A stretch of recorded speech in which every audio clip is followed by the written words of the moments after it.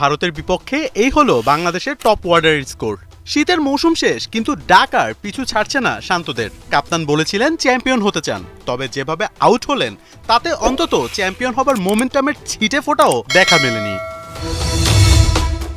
দুবাইয়ের মাঠে টস জিতে আগে ব্যাটিংয়ে নামে টাইগাররা।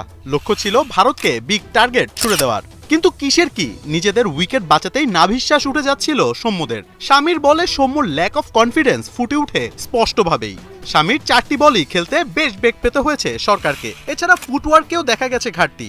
ওভারের শেষ বলে মোহাম্মদ শামির ইনসুইংয়ে বিট হলেন সৌম্য সরকার। শর্ট সিলেকশন কিংবা বল কিছুই বুঝতে পারেননি এই ওপেনার। 5 বলে মেরেছেন ডাক। প্রথম দিকের ধাক্কা সামনে নেয়ার কথা ছিল তিনে নামা নাজমুল শান্তর, কিন্তু টাইগার ওপেনার খেলতে পারলেন মাত্র 2টি বল। বুমরার স্থলাভিষিক্ত হার্ষিত রানার অফসাইডের বাইরের বল শান্ত মারলেন ঠিকই, কিন্তু জোর আর দিতে পারলেন না। বল সোজা কোহলির হাতে। শান্তও মারলেন ডাক। টাইগারদের 2 ওভারে 2 রানেই নেই 2 উইকেট। এদিন অবশ্য খানিকটা আশার আলো দেখাচ্ছিলেন তানজিদ তামিম। শামি হার্ষিতদের দেখে শুনে খেলছিলেন এই ওপেনার। উইকেট পড়লেও তামিম ছিলেন কনফিডেন্ট এবং অ্যাগ্রেসিভ, তবে বেশি দূর দলকে টানতে পারেননি তিনিও। আকসার প্যাটেলের ঘূর্ণিতে আউট তামিম। আউট হবার আগে অবশ্য 25 বলে 25 রান করেন এই ওপেনার।